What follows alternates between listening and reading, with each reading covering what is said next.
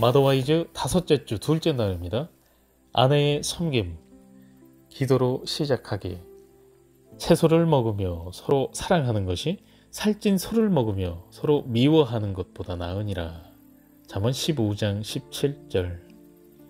주님, 위의 말씀처럼 남편에게 사랑이 담긴 채소를 먹일 수 있도록 저를 도구로 사용해 주세요. 인생의 풍파가 올지라도 가정에 사랑과 진리가 가득한 분위기를 만들 수 있는 방법을 보여주세요. 주님, 제가 남편이 간절히 원하는 방식으로 남편을 사랑할 수 있도록 주님의 거룩한 사랑을 위해서 길을 열 수 있도록 저를 사용하여 주세요. 외울 말씀. 이러므로 남자가 부모를 떠나 그의 아내와 합하여 둘이 한 몸을 이룰지로다. 창세기 2장 24절. 남편을 위해 해야 할 일이 무엇인지 계속 공부해 나가면서 우리는 세 가지 방법을 더 배울 것이다. 이 공부를 마치면 당신은 남성 전문가가 될 것이다. 음식으로 섬기기. 음식은 아내가 남편을 위로할 수 있는 대단히 좋은 방법이다. 어머니는 내게 남자의 마음에 이르는 길은 음식을 통해서라고 말씀하셨다. 그것은 대부분 남자들에게서 확인되었다. 우리 할머니들이나 수많은 어머니들은 아내가 당연히 남편을 위해 음식을 준비해야 한다고 생각하셨다. 오늘날 어떤 문화에서는, 특히 서양에서는 가족이 끼니를 거의 밖에서 해결하거나 아니면 남편이나 자녀들이 밖에 나갔을 때 먹을 것을 사온다. 왜냐하면 집에 왔을 때 조리되어 식탁에 차려진 음식이 없기 때문이다. 아내들이 요리사를 고용해서 식단을 짜고 음식을 만들고 주방을 청소하게 하는 나라도 있다. 한편 여성들이 먹을 것을 직접 길러서 그것을 요리하는 나라도 있다. 당신이 어떤 상황에 있든지 간에 가족에게 음식을 만들어주는 역할을 포기하고 싶은 충동과 싸우기를 바란다. 간단하지만 영양가 있고 먹음직스러운 음식을 만드는 것은 가족을 섬기는 중요한 사역이다. 선수 요리를 하든지 다른 사람을 시키든지 간에 가족을 위해 식단을 직접 계획하고 당신이 제공할 수 있는 최고의 영양을 식구들이 섭취할 수 있게 해주라. 각자 사정이 다르기 때문에 융통성과 독창성이 필요하다. 남편과 상의해서 가족이 먹을 음식에 대해 당신이 어떻게 해주기를 바라는지 물어보라. 다음과 같이 질문해보라. 1. 집밥을 더 먹고 싶어요? 그렇다면 내가 어떤 음식을 해주면 좋겠어요? 2. 어떤 재료로 어떤 음식을 만들면 당신이 가장 좋아할까요? 3. 어떻게 하면 당신이 몸에 좋은 걸 더 먹을 수 있을까요? 긍휼한 마음으로 위로하기. 남편을 섬기는 또 다른 방법은 남편을 긍휼히 여기는 것이다. 전쟁터에 나간 전사는 종종 부상을 당한다. 대부분 남자는 인생에서 낙심과 패배를 경험한다. 직장 문제와 실직, 방황하는 자녀, 혹은 사랑하는 이의 죽음 등 우리 삶에서 일어날 수 있는 고난은 이 외에도 많다. 삶이 늘 평탄하지만은 않다. 그러나 남자가 그리고 그의 아내가 잘 대응한다면 인생의 위기는 오히려 대단히 유익한 시간이 될 수 있다. 남편이 자신의 한계를 인식하고 연약해질 때 당신은 한 남자의 아내로서 하나님과 어떻게 협력할 수 있는가? 욥의 아내는 하나님이 남편의 인생에서 하고 계신 일을 이해하고 동참할 수 있는 기회가 있었지만 그것을 놓쳤다. 남편이 하나님만 바라보도록 돕기는커녕 오히려 하나님을 비난했다. 요한복음 19장 25절을 읽으라. 세 명의 마리아는 상처 입고 고통스러워하는 예수님께 무엇을 해드렸는가? 이 여성들이 우리의 모델이 될 수 있다고 생각한다. 그들은 예수님을 십자가에서 끌어내리기 위해 군중을 모아 선동하지 않았다. 예수님께 욕을 하고 능력을 사용해 그 상황에서 벗어나라고 요구하지도 않았다. 다만 그분의 곁을 떠나지 않고 서 있었다. 성경은 그들이 무슨 말을 했는지 전혀 기록하지 않는다. 남편이 상처를 입고 괴로워할 때 우리가 해줄 수 있는 일은 무엇인가? 하나님이 그의 인생 속에서 일하고 계심을 기억하고 우리가 신앙적으로 성숙할 수 있는 기회임을 깨달아야 한다. 세월이 지나면 남편이 이 시기를 돌이켜보고 아내가 했던 반응을 기억할 것이다. 곁에서 함께 있어주되 이런저런 질문으로 괴롭히지 마라. 그저 묵묵히 그의 힘이 되어주라. 아직 어떤 위로의 말도 들을 준비가 안 되어 있을 수 있다. 남편이 이런 인생의 시기를 지날 때는 남편에게 도움이 될 동성 멘토를 찾을 수 있도록 기도하라. 이미 그런 과정을 겪었지만 성공적으로 그 상황을 극복한 사람이 남편에게 필요하다. 한 남성 사역 단체에서는 어려움에 처한 남성들이 더 현명한 남성 멘토들의 도움과 조언을 받을 수 있도록 지원하는 일을 해왔다. 남편이 그런 모임에 참여하거나 멘토를 만나 영적이고 정서적인 지원을 받도록 격려해주라. 그러나 강요하지는 마라. 내 남편은 1993년에 잠시 실직을 경험했다. 대부분 남자처럼 그에게도 중년의 어려운 위기가 닥친 것이다. 그가 실직한 사실을 안 그날 밤 우리는 서로 끌어안고 울었다. 우리 사이의 무언의 결속을 확인한 시간이었다. 그동안 함께 기도 모임을 해왔던 형제들이 그를 응원하고 기도해 주었다. 그런 충실한 친구들 덕분에 남편은 물론이고 딸들과 나도 절망하지 않고 새로운 영적 힘을 얻어 그 고통스러운 시기를 헤쳐나올 수 있었다. 우리는 그 시기에 삶에서 영적인 산의 정상에 오를 수 있었다. 그를 따르라. 하나님은 각 사람의 삶에 소명을 주셨고 우리 각자가 그 소명을 이루어 가도록 계획하셨다. 각자의 삶에서 벌어지는 여러 가지 상황들을 통해 하나님이 우리를 성숙하게 하실 때 우리는 하나님이 우리에게 계획하신 위대한 일을 할 수 있도록 준비되는 것이다. 사람이 영적으로나 감정적으로 성숙해질 때 자신의 한계를 넘어서 이 소명을 이룰 수 있다. 출애굽기 18장 2절에서 6절을 읽으라.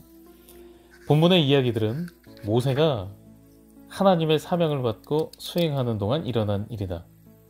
모세는 노예였던 이스라엘 민족을 애굽의 속박에서 건져내 안전한 곳으로 인도하고 강력한 독립국가를 세워 신정을 실시함으로써 메시아가 탄생할 환경을 마련해야 할 소명을 부여받았다. 얼마나 놀라운 사명인가.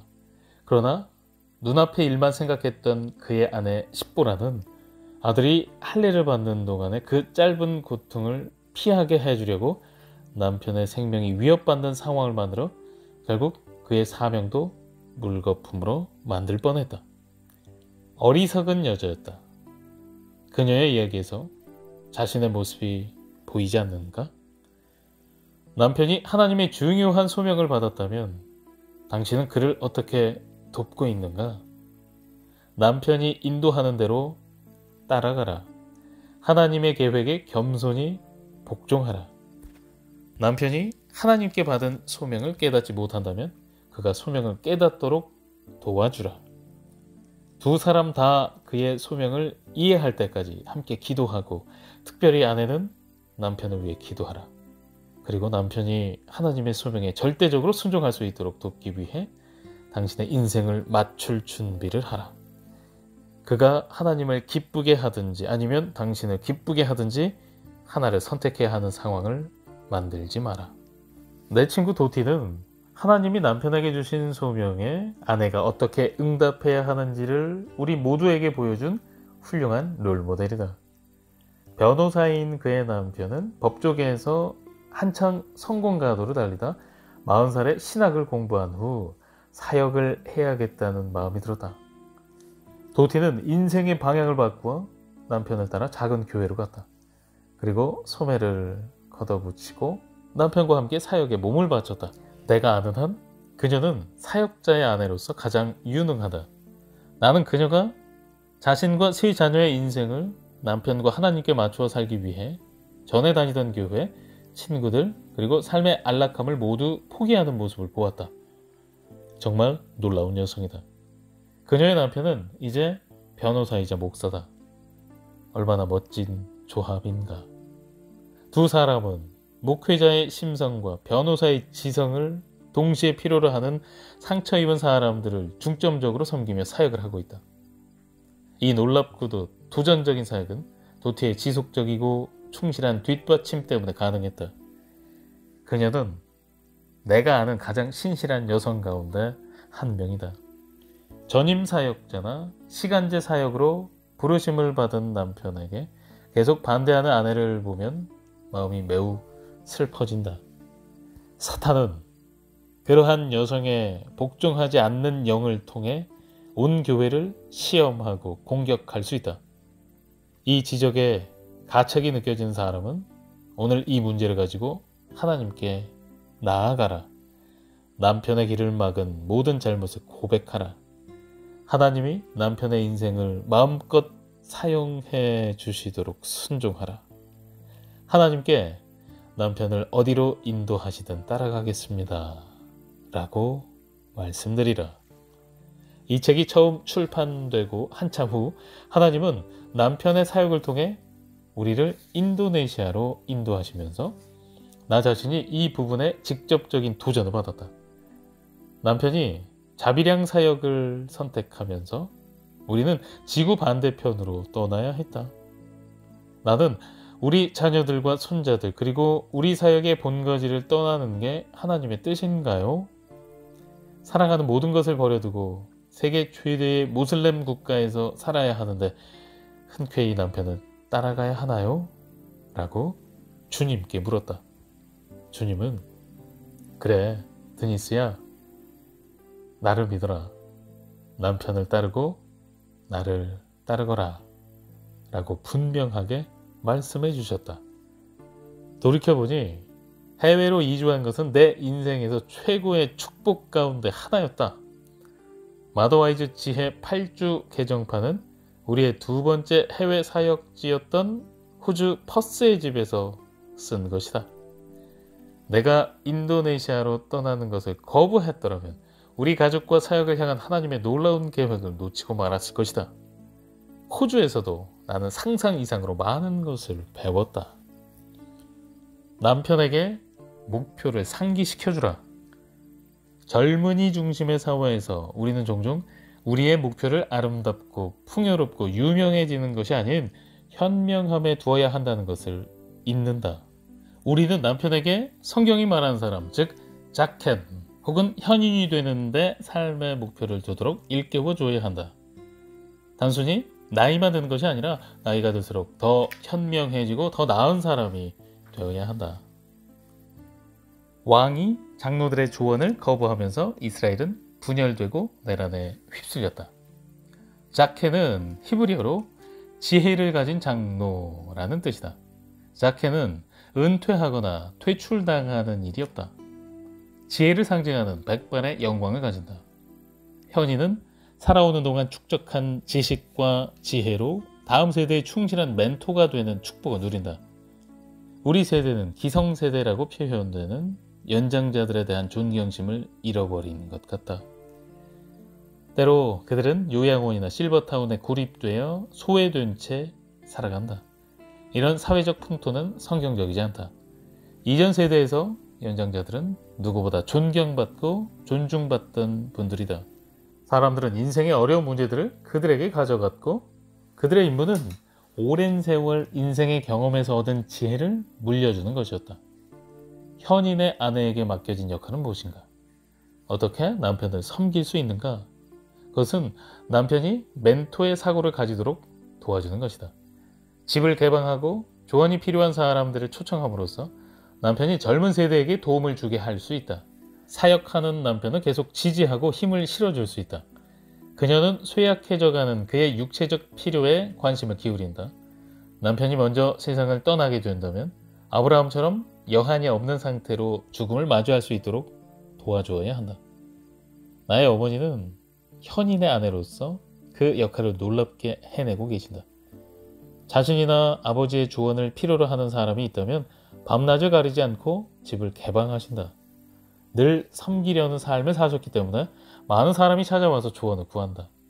부모님이 거실에서 혹은 전화상으로 상처 입은 사람들이 그 상황을 극복하도록 조언하시는 모습을 수없이 많이 보았다. 부모님은 남편과 내가 자식들을 키우는데 좋은 모범을 보여주셨다. 두 분은 거의 60년간의 결혼 생활과 55년이 넘는 사역을 통해 배운 삶의 지혜들을 이 중요한 노년 시기에 나누어 주는 것이 마땅한 도리라고 생각하신다. 남편과 내게 그분들과 같은 인생 멘토가 있는 것이 얼마나 축복인지 모른다. 기도로 마치기. 주님, 오늘도 제 남편에게 기름을 부어주시고 축복해 주세요. 그에게 정서적인 지지가 필요할 때 묵묵히 옆에 설 수 있는 방법을 제게 보여주세요. 그가 주님을 따르는 것처럼 저도 그를 따라갈 수 있는 용기를 주세요. 우리 부부가 함께 늙어가면서 주님이 우리에게 보여주신 진리를 전할 수 있는 방법을 가르쳐 주세요. 예수님의 이름으로 기도합니다. 아멘. 좋은 어머니 팁. 부모님과 가까운 곳에 살고 있지 않다면 부모님처럼 여기고 가깝게 지낼 수 있는 어른을 주변에서, 가능하면 교회에서 찾아보라.